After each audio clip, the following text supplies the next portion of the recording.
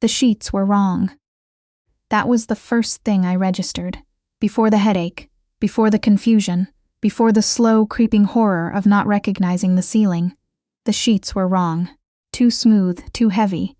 The kind of fabric that costs more per square foot than the batiste cotton I'd saved up 3 months to buy for my own apartment. I lay still with my eyes closed, trying to stitch together the night through the static. The Aldridge Gala, the Pierre Hotel, champagne that had appeared in my hand like magic every time the flute went empty. And then, Bryce, standing 15 feet away with the woman he'd left me for, laughing at something she said, looking like a man who hadn't spent 6 years eating my cooking, and then walked out with my signature chawanmushi recipe in his back pocket to open his own restaurant across town. I remembered knocking back a second glass of champagne at the sight of him, then a third, then something darker and colder that someone, I could not remember who, had pressed into my hand near midnight. Now I was somewhere that smelled like winter forests and machine oil, and underneath it, faint and incongruous, something like warm stone, like a fireplace in a building too modern to have one. It made no sense. My apartment smelled like shallots and dish soap, and the rosemary I kept in pots on the fire escape. I opened my eyes. The ceiling was 12 feet high and poured concrete. Floor-to-ceiling windows ran the entire length of one wall. Beyond them, Manhattan gray and glittering in early morning light, buildings stacked to the horizon. I was not in my apartment in Astoria. I was not in a hotel room. I was in someone's penthouse, and Penthouse was underselling it. This was the kind of space that didn't get listed on Zillow, because the people who bought it didn't need Zillow. I sat up too fast and immediately regretted it. A silk robe I didn't own was belted around me. My dress, a black A-line I'd bought at a sample sale specifically for catering gigs that required me to look presentable, was nowhere I could see. On the nightstand, a glass of water, 2 Advil, and a note written in handwriting that leaned hard to the right. Bathroom is to your left. Breakfast when you're ready. That was when I noticed the man asleep on the other side of the bed. I recognized him immediately. Anyone who worked in Manhattan's private event circuit recognized Nikolai Volkov the way you recognized a storm front, by the particular quality of silence that arrived before it. He was 34, Russian-American, the kind of man who got profiled in Bloomberg for his real estate development portfolio and whispered about in other contexts entirely. Dark hair. A jaw that looked like it had been drawn by someone with strong opinions about architecture. A scar along his left collarbone that had no business being there on a legitimate developer. He was asleep. I was not going to think about how relaxed he looked. I was going to get out of this apartment. I had made it exactly 3 steps toward the door when his voice, rough with sleep, not even particularly urgent, stopped me cold. You'll want the Advil first. Traffic on the 59th Street Bridge is brutal at this hour anyway. I turned slowly. He was awake, had probably been awake for a while, watching me with dark gray eyes that gave nothing away. He looked annoyingly comfortable, annoyingly alert. I need to leave, I said. You do, he agreed. After breakfast, you worked a 12-hour catering shift before the party. Sit down before you fall down. How do you know my name? He reached to the nightstand on his side and held up a laminated catering badge. Zara Monroe, Sos Chef, Aldridge Catering Screffis, of course. I'd clipped it to my dress and forgotten to remove it. There's also this, he said, and picked up his phone. What followed was 4 minutes of video footage that I watched 3 times, each time hoping it would resolve differently. The timestamp read 1:47 a.m. The location appeared to be a Manhattan clerk's office. I learned later he kept a judge available for exactly this kind of administrative efficiency, which was a sentence I was not yet equipped to process fully. In the footage, I was standing in my catering dress, listing slightly to the left, signing documents with the focused concentration of someone working very hard to prove they were sober. Nikolai stood beside me, one hand at the small of my back, keeping me from tilting further. I watched myself nod with enthusiasm at something the judge said. I watched myself take a pen and sign my name, slightly elongated but unmistakably mine, on a marriage license. I watched Nikolai say something quietly to me, and I watched myself laugh, genuinely, openly, the kind of laugh I hadn't heard from myself in a long time. and then kiss him. The judge looked at the ceiling. That's not possible, I said, mostly to myself. Judge Weatherby would disagree. So would the two witnesses. One of them was your colleague from the catering team. Mina, I think. She tried to talk you out of it for about 20 minutes. Mina was there? She cried during the ceremony, seemed genuinely moved. I set the phone down on the bed because my hands weren't quite steady. Why? I said carefully. Would you agree to this? You don't know me. I was catering your party. He looked at me for a moment in that unreadable way. You want the short answer or the honest one? Those are different things? Usually. I pressed my fingers to my temples. The specific shape of what I'd felt when I saw Bryce across the ballroom surfaced now. Not heartbreak, not anymore, but something older and sharper. The feeling of watching someone profit from something they stole. He was there, Nikolai confirmed, reading something in my expression. You'd had 4 glasses of champagne and 1 old-fashioned by the time I found you on the terrace. You told me you wanted to do something he could never take credit for, something that was entirely yours. And your answer to that was marriage. You proposed, actually. He said it without inflection, which made it worse. I said yes. I called Mina from the marble bathroom, the kind with a freestanding soaking tub and a window that looked out at the Chrysler building, which under any other circumstances I would have found transcendent.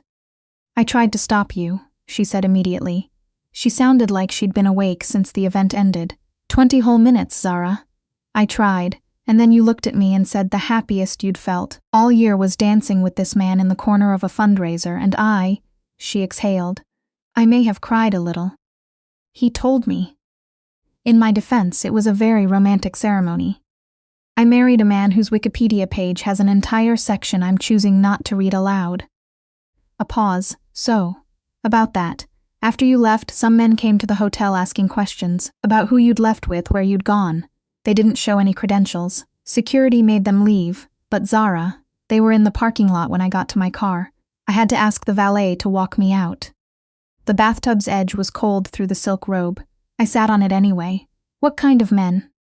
The kind that made me drive 3 extra blocks to make sure I wasn't being followed. I hung up. I sat very still. I stared at the chrome fixtures until they stopped swimming. When I came back out, Nikolai was at the kitchen island. And the kitchen was, I registered despite myself, extraordinary. A commercial-grade range. Counter space that made my restaurant's prep station look like a folding table. There were herbs in small pots lined up along the window ledge. Thyme, flat-leaf parsley, a small Calabrian chili plant. He set a plate in front of the bar stool across from him, dark rye bread, cold smoked salmon, a soft-boiled egg timed to precision, a small ramekin of creme fraiche with dill, coffee black. I'm not hungry, I said, and my stomach immediately called me a liar. You cooked for 200 people last night, on a canapé and a granola bar. Eat. I sat. I ate. The bread was from a Russian bakery in Brighton Beach, and it was the most honest thing I'd tasted in months. My rosemary, I said abruptly. I keep herbs on my fire escape if no one waters them. Already handled. He didn't look up from his phone. My man Anton collected them this morning. They're in the mudroom. Anton broke into my apartment. He used a key the super provided. I may have implied I was your husband. A pause. Which, technically? I should have been furious. I noticed I wasn't quite, and filed that away as a problem to address later. There were men asking about me at the hotel, I said. He set the phone down. His full attention when it arrived had a particular quality, like a room going quiet all at once. I know, 3 of them. They work for a man named Dragici. He watched my face. You don't recognize the name. Should I? No, you shouldn't, but your ex-boyfriend should. He turned his phone toward me. I was looking at a photograph of Bryce, unmistakably Bryce, in the cashmere coat he'd bought with his restaurant investor advance, walking into a building I didn't recognize. Bryce Callum has been processing money through his restaurant's private event accounts for 18 months. Dragici's money, the Aldridge catering contract, your company, was the through line that made the transfers look clean and legitimate. The coffee went cold in my hands. I didn't know that. I know. I wouldn't have. I know. His voice was quieter. Somehow that was worse than the information itself. You're not who they're looking for. But Bryce disappeared 4 days ago. He took something that didn't belong to him. Account access codes, offshore routing numbers. Dragici's people are working backward through every contact. You were together 2 years. You ran his private dinners before he had a real team. I set the cup down. They think I know where he is. Or they think he left something with you. Either way, he looked at the window. Going back to Astoria isn't wise right now. So I'm a prisoner. You're under protection.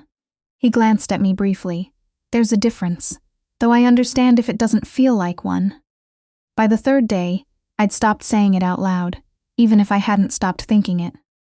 Nikolai had given me the kitchen, not just use of it, actually given it to me, in the sense that by the 2nd morning there were deliveries, whole ducks, dried porcini, Parmigiano Reggiano in a cryovac bag, 3 varieties of heritage grain flour, a note in that right-leaning handwriting.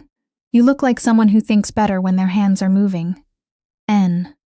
He wasn't wrong. I braised and reduced and tasted and adjusted, and somewhere in the rhythm of it I could think again. On the 4th afternoon I was breaking down a chicken when he appeared in the doorway, jacket off, sleeves rolled to the elbow. He watched me work. You went to school for this, he said, not a question. Sia, the culinary one, graduated 6 years ago, staged in Lyon for a year after. I made a clean cut through the joint. You? Business Columbia, then other things.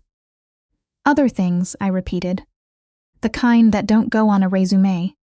I set the knife down and turned to face him. He was leaning against the doorframe, watching me with that expression I still hadn't fully mapped. Something careful in it, something that wasn't calculation and wasn't quite anything else I had a name for yet. Bryce used me, I said, not accusatory, just stating the fact of it. He used my company as his cover for 2 years. Before that he used my recipe, my concept, my professional contacts to get his first investors interested. Before that, I stopped. He used the fact that I loved him. Nikolai was quiet. I'm not telling you this because I want sympathy.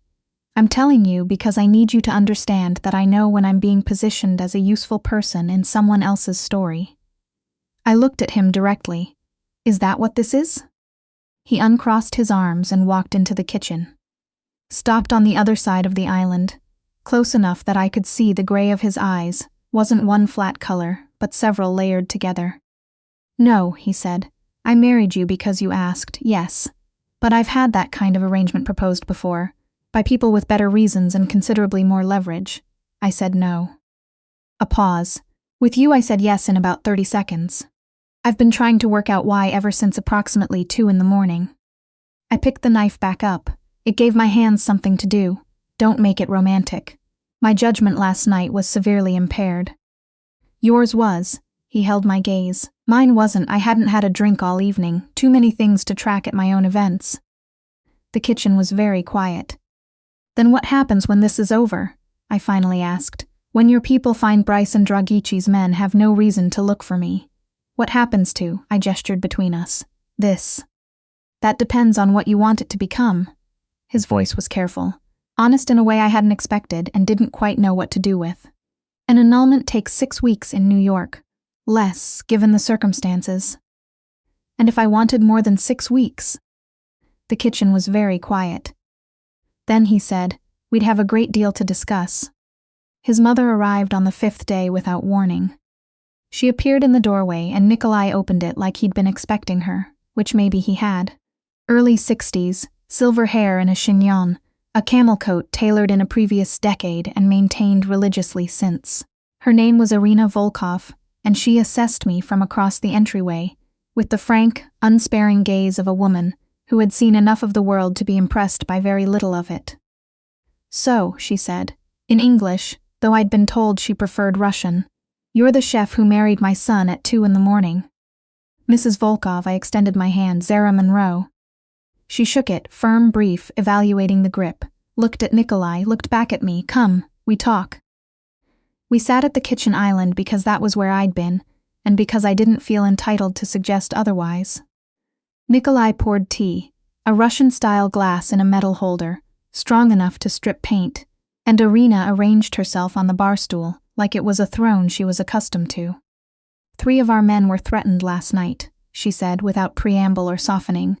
Dragici's people. They know about the marriage. They are not pleased. She set her glass down. A Volkov wife complicates their access to you considerably. So they will try harder. I didn't ask for this, I said. No, you didn't ask to spend 2 years with a man who laundered money for Eastern European criminals either. And yet, she spread her hands, a gesture both elegant and entirely without sympathy. We make decisions. The decisions make us. I held her gaze. If you're asking whether I'm worth the trouble. I already know the answer to that, she said. My son does not make impulsive choices. If he said yes at 2 a.m. without a drink in him, there is a reason, and I trust his reasons. She lifted her tea glass. I am here because there is something you need to know. Your ex-boyfriend added your name to an account, a private account at a bank in Midtown, as an authorized secondary user. 3 months before he disappeared. Something cold moved through me. I never signed anything like that. He forged your signature. Good work. Not good enough, but good.